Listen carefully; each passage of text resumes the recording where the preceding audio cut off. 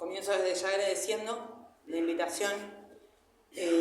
No es de chupamedias, es completamente real lo que decía Nati al principio. Este es un espacio en donde la realidad es que nos sentimos muy cómodas y a su vez nos gusta mucho ver la comunidad, ¿no?, que se arma entre docentes, estudiantes, futuros docentes. La dedicación que tienen las profes, nos compartieron por anticipado también en proyectos. Sabemos que es un gran esfuerzo en la cotidianidad que estamos viviendo poder construir estos espacios de reflexión colectiva. Y en esta oportunidad no sé si voy a cumplir las expectativas bastante altas, porque era desde el 1 de mayo a 50 años del golpe genocida. ¿Cómo resumir, ¿no?, tan frondosa historia de nuestra clase en unos minutos? Es una tarea imposible, pero sí nos acercamos más que nada para esto, para poder intentar aportar, atraer nuevamente la historia de nuestra clase, quizás con algunas posiciones, con algunas ideas, con algunos conceptos,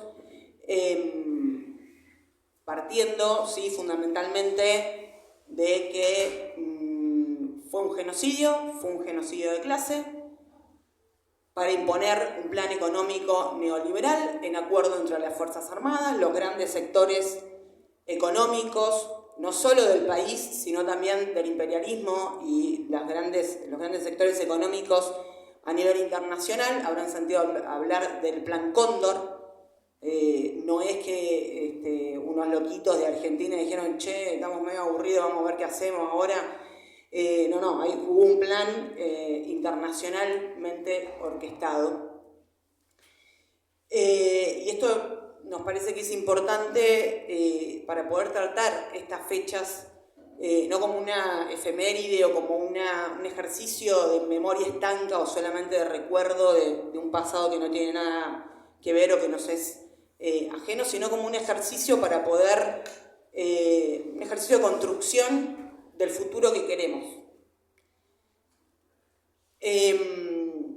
Y a su vez para poder entender de dónde vienen esos derechos colectivos e individuales que hoy se vuelven a poner en disputa, no solo con la contrarreforma laboral, la última, digamos, reforma laboral, sino también en cada uno de los intentos de los distintos gobiernos por legalizar la precarización y la pauperización de la vida en general de la clase trabajadora. Y entonces congelan las jubilaciones, y entonces quitan las moratorias, y entonces atacan y desfinancian el sistema público de salud y de la educación, y entonces atacan el ejercicio de los derechos de las personas con discapacidad.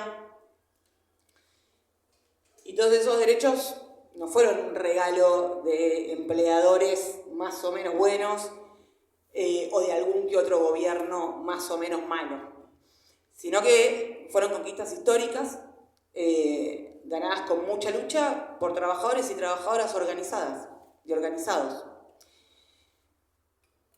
Y, por supuesto, si tenemos que hablar de una parte importantísima de la historia de nuestra clase, no podemos dejar de hablar de lo que ocurría previo a la imposición de ese genocidio de clase en la década del 70.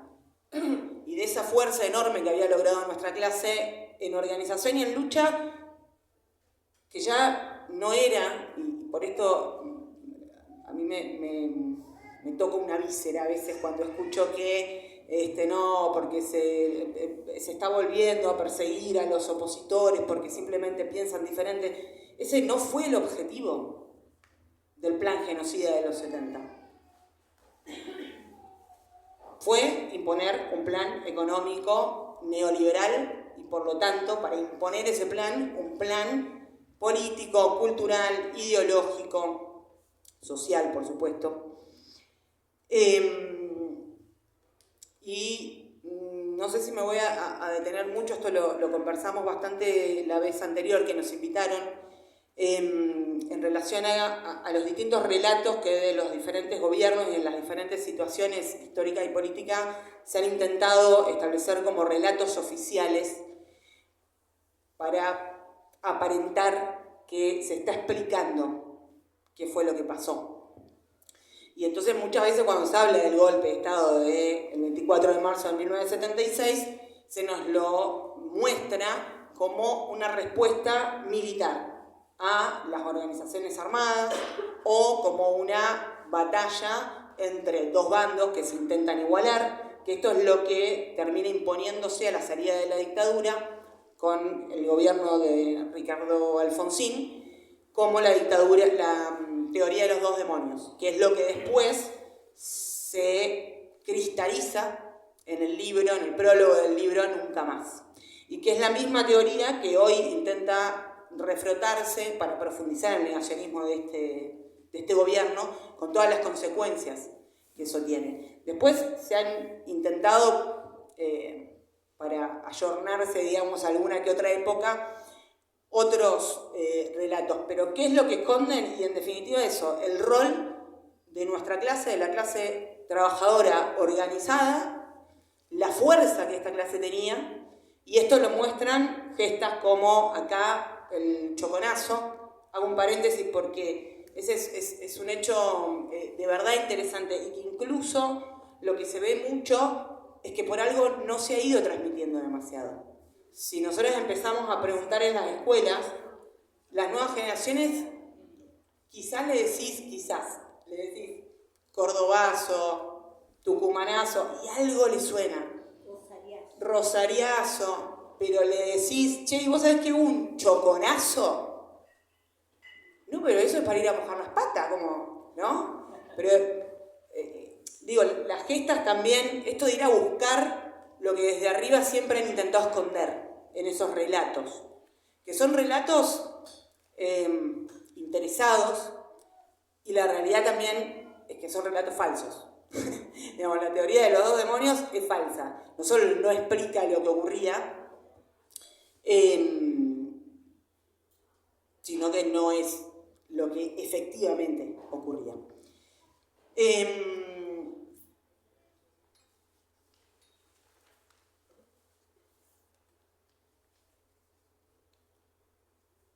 Bueno, acá voy a retomar algo que marcaba Nati, pero que para nosotras es fundamental, y es este principal objetivo de aniquilar esa gran fuerza. Y quiero rescatar un aspecto, porque quizás cuando se piensa en cómo se implementó y hacia dónde fue el plan genocida, esto les digo, no es opinión personal, es dato, como dicen algunos por ahí, y ya está, es como una verdad absoluta, ¿vieron? Pero esto es dato de los registros que se tienen, porque abran los archivos, ¿no? Imagínense si efectivamente se abrieran todos los archivos de la represión, vaya si tuviésemos datos. Ya sabríamos dónde están los más de 400 niñas y niñas apropiadas, que hoy son personas adultas que siguen desconociendo su identidad. Pero les decía, el 67% de los compañeros y de las compañeras detenidas desaparecidas pertenecían a la clase trabajadora. Eran delegados, activistas, estaban organizados, y la gran mayoría eran militantes revolucionarios. Es decir, no solo se organizaban para pelear o para pelearle al capital, y piensen que fue una generación que se forjó y se crió de dictadura en dictadura. Digo, veníamos de la dictadura que encabezó Onganía. Ahí se forjó esa generación de luchadores y de luchadoras. Pero estaban pensando mucho más allá. Estaban pensando cómo cambiar la sociedad de raíz. Condiciones de trabajo, sí, pero no queremos vivir más así.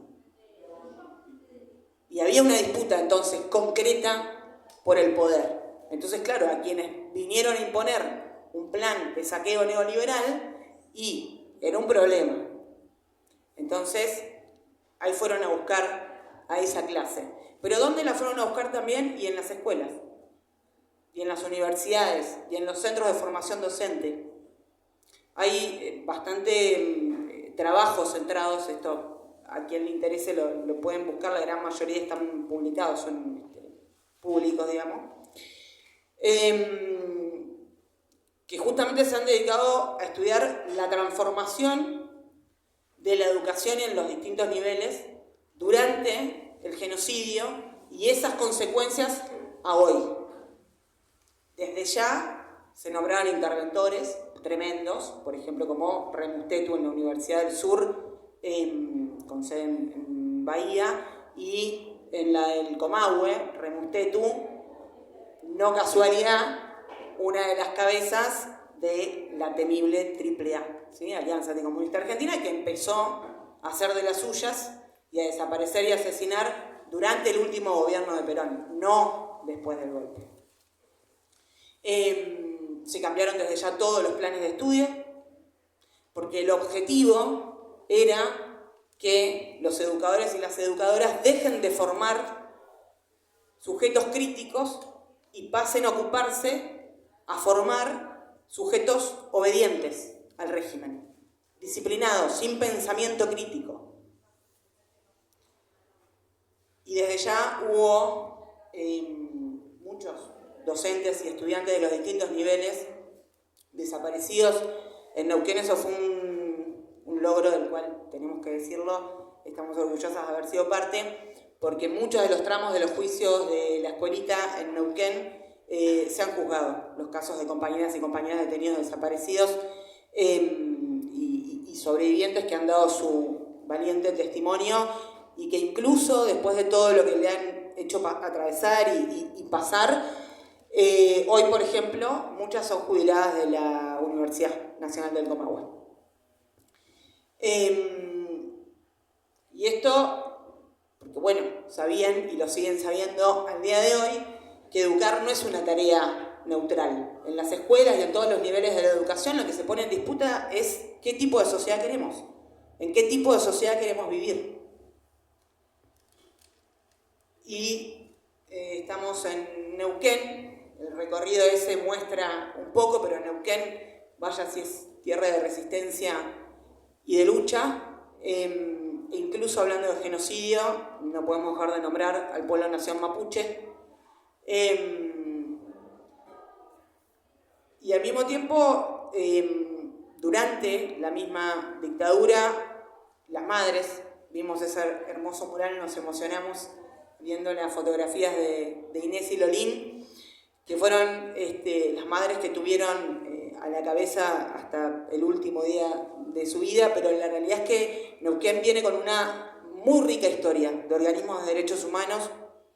Fueron muchas las madres que se atrevieron a empezar a organizarse e incluso comenzar a marchar. En 1980 fue su primer movilización en la calle, en la esquina de la Casa de Gobierno, ahí en la calle, en la plaza, digamos, en la calle Rioja, y que son quienes nos enseñaron que no alcanza con dar batallas por demandas parciales. Son las madres las que nos enseñaron que se batalla hasta el final y se batalla por todo. Y que siempre se mantuvieron independientes de todos los gobiernos y siempre estuvieron del mismo lado. Bueno, los compañeros de salón, las trabajadoras textiles que estaban por venir, pero bueno, se les complicó un poco el día, pero Neuquén, eso, nos ha dado desde nuestra clase grandes ejemplos. Carlos Fuentealba desde ya, que sintetiza no solo la batalla o la pelea contra todos los gobiernos por la educación pública, gratuita y de calidad, sino también la pelea por todos los derechos de la clase trabajadora.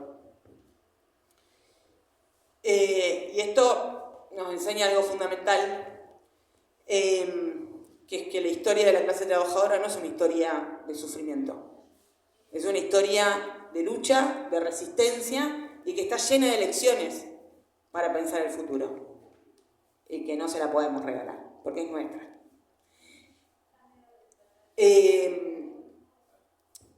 Y entonces, ¿por qué poco importante hacer este recorrido hoy o recordar, pero en el sentido que les decía al principio, como ejercicio de construcción de futuro? Todo esto, bueno, porque vemos y vivimos las consecuencias de aquel plan genocida todos los días, incluso, fíjense, desde lo subjetivo y desde lo ideológico, para imponer socialmente cierto nivel de aceptación de la contrarreforma laboral última, volvieron al ruedo casi con los mismos discursos. Los trabajadores son un costo, el problema en la Argentina es que los trabajadores tienen muchos derechos, el problema en la Argentina es que los trabajadores están acostumbrados a organizarse colectivamente, eso es un obstáculo, no nos podemos desarrollar.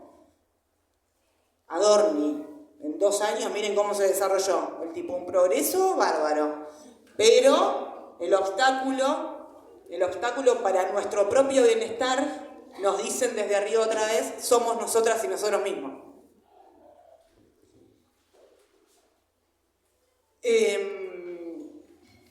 Ya voy a ir cerrando y tomo esto último que decía Nati al fin de su intervención. No, el plan genocida no cumplió hasta el final sus objetivos, porque la realidad es que esa fuerza, ese nivel de lucha y de organización no desapareció. No desapareció y lo mantenemos vivo cada vez que salimos a la calle y somos miles para defender nuestros derechos conquistados, cada vez que pensamos, que enseñamos a pensar críticamente y también cada vez que nos reconocemos como parte de una historia que se construye colectivamente.